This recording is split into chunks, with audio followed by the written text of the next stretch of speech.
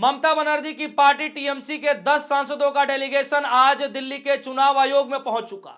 या साफ शब्दों में कहूं कि ज्ञानेश कुमार के दफ्तर में मुलाकात हो गई और पूछताछ हो गई, जिसमें 5 सवाल पूछ दिए गए और जिसका जवाब ज्ञानेश कुमार जी से नहीं दिया गया। जी हां, दरअसल हुआ क्या था, क्योंकि टीएमसी पार्टी के 10 सांसदों को आज मुलाकात करने के लिए जाना था और यह मुलाकात यूं ही नहीं बल्कि एसआईआर पर चल रही प्रक्रिया के खिलाफ ममता बनर्जी बकायदा पैदल मार्च निकाल रही। उन्हीं की पार्टी ने कहा कि हम चुनाव आयोग से मुलाकात करना चाहते हैं, मीटिंग करना चाहते हैं, और उसका निमंत्रण भेजा जाता है और फिर चुनाव आयोग एक्सेप्ट कर लेता है और आज की तारीख दी जाती है, यानी 28 तारीख 11 बजे का समय।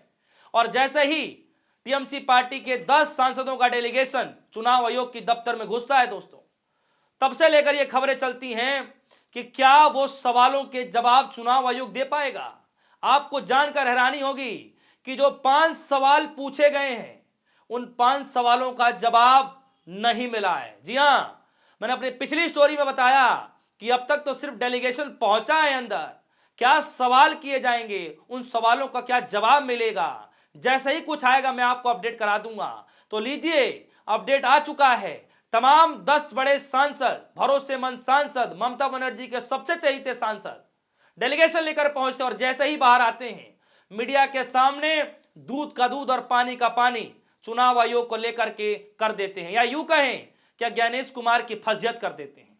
कहते हैं कि हमारे पूछे गए 5 सवालों का जवाब नहीं दिया गया और ये 5 सवाल ये है, जरा देखिए, यही वो 5 सवाल, हालांकि इंग्लिश में लिखा गया है, मैं आपको हिंदी में ट्रांसलेट करके बता रहा हूं। ये वही 5 सवाल हैं जो पूछे जाने थे, जिसको लेकर अभिषेक बनर्जी ने भी चिंता जाहिर किया था कि ये 5 सवालों के जवाब आपको लाइव जनता के सामने देना है, आपको बंद कमरे में नहीं, खुले मंच पर आपको इस पर चर्चा करनी है और आपको जवाब देना है। इसीलिए ये फिर से बंद कमरों में मीटिंग की गई और चुनाव आयोग द्वारा जवाब नहीं दिया गया। ये मैं नहीं कह रहा, बल्कि फिर से ये गंभीर आरोप चुनाव आयोग से मीटिंग करने के बाद जो 10 सांसद आए हैं वो आरोप लगा रहे हैं। सबसे पहले आप इस साइड में देखिए, इसमें जो 5 सवाल पूछे गए, मैं एक एक सवाल आप सभी के सामने रखने जा रहा हूं। लिखा क्या गया है, टीएमसी के अपने ट्विटर हैंडल पर लिखा है, इलेक्शन कमीशन की खराब तरीके से तैयार की गई बीजेपी के द्वारा निर्देशित एसआईआर प्रक्रिया के विरोध में हमारी 10 सदस्यों की प्रतिनिधि मंडली ने आज दिल्ली के निर्वाचन सदन में एक मजबूत आवाज उठाई है। हमारे सांसदों ने मुख्य चुनाव आयुक्त के सामने 5 सीधे प्रश्न रखे, जिसका ज्ञानेश कुमार ने उत्तर नहीं दिया, असफल हो गए ज्ञानेश कुमार जी। और देखिए सवाल क्या क्या है। पहला सवाल, अगर असली मकसद फर्जी मतदाताओं को तथा कथित घुसपैठियों को पता लगाना है तो फिर एसआईआर बंगाल में ही क्यों निशाना बनाया जा रहा है, जबकि बाकी सीमावर्ती राज्यों को पूरी तरह से नजरअंदाज क्यों किया जा रहा है। सीमावर्ती राज्यों मतलब दोस्तों जो दूसरों देशों से चिपके हुए जो बॉर्डर हैं, तो फिर उन राज्यों में क्यों नहीं एसआईआर की प्रक्रिया कराया जा रहा है जबकि बंगाल में कराया जा रहा है। यह सवाल पहला पूछा गया और इसका जवाब ज्ञानेश कुमार ने नहीं दिया। दूसरा सवाल, इन्हीं मतदाताओं ने भाजपा को राष्ट्रीय स्तर पर सत्ता में पहुंचाया था, तो क्या भाजपा मानती है कि उनकी अपनी ही सरकार अवैध है।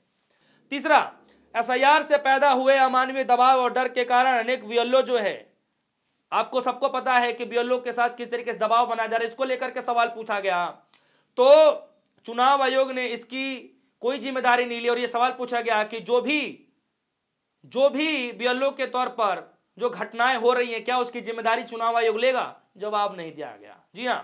चौथा सवाल, कमीशन बंगला सहायता केंद्र के कर्मचारियों को डेटा एंट्री कार्यों में मदद करने की अनुमति क्यों नहीं दे रहा।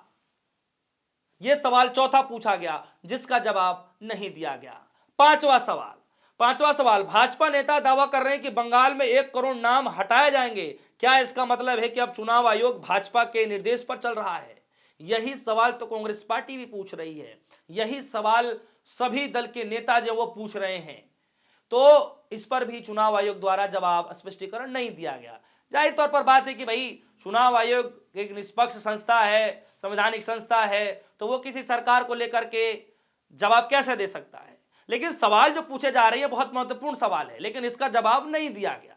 यह गंभीर सवाल है और यह गंभीर जो है हो जाता है वो इसलिए क्योंकि एसआईआर की प्रक्रिया के तहत कई लोगों के नाम काटे जा रहे हैं, कई लोगों के नाम हटाए जा रहे हैं, कई लोगों के नाम डुप्लीकेट हो जा रहे हैं, बहुत सारी चीजें निकल करके आ रही हैं, लेकिन इसके बावजूद भी इन 5 सवालों के जवाब नहीं दिए गए। बताइए तब किन सवालों का जवाब ज्ञानेश कुमार जी देंगे या फिर चुनाव आयोग देगा? किन सवालों के जवाब? क्या चाहते हैं कि परीक्षा में बैठने वाले छात्रों से वैसे ही सवाल पूछ लिया जाए जो उनके मुताबिक हो, तभी आप जवाब देंगे? या फिर कुछ कठिन शब्द भी होते हैं, कुछ कठिन सवाल भी होते हैं जिनका जवाब खुद बनाना पड़ता है, कुछ समझना पड़ता है कि क्या निकल सकता है, क्या हो सकता है, लेकिन यहां तो वो भी नहीं लगाया जा रहा है।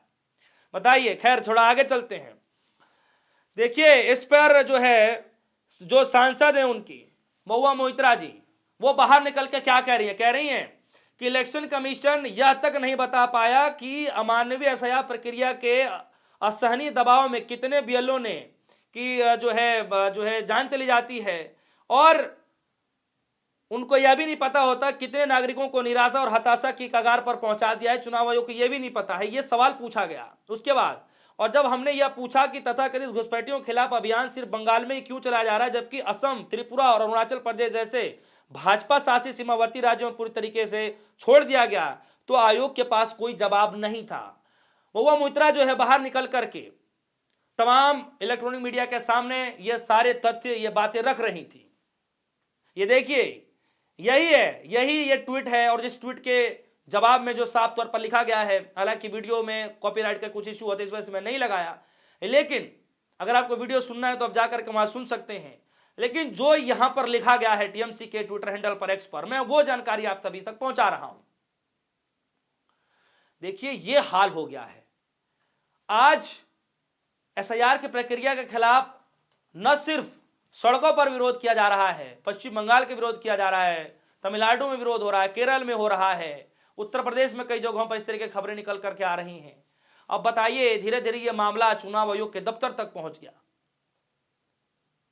सुप्रीम कोर्ट तक पहुंच गया, और जाहिर सी बात है कि कुछ ही दिनों के बाद शीतकालीन सत्र चलने वाला है, संसद चलने वाला है, तो वहां पर भी इस मसले को पिछले बार की तरह उठाया जाएगा जब बिहार में विधानसभा चुनाव से पहले 20-22 दिनों तक उठाते रहे, सड़क से लेकर के संसद तक, लेकिन फिर भी चर्चा नहीं हुई। ऑल पार्टी मीटिंग बुलाए गए, लेकिन कोई समाधान नहीं निकला, और आज देखिए फिर से वही हाल रिपीट होता दिखाई दे रहा है। तो क्या लग रहा है आप सभी को कि जो सवाल 5 सवाल 10 सांसद डेलीगेशन के साथ जाते हैं, जो सवाल के जवाब चाहिए थे, उन सवालों के जवाब तो मिले ही नहीं। ज्ञानेश कुमार जी ने जवाब ही नहीं दिया।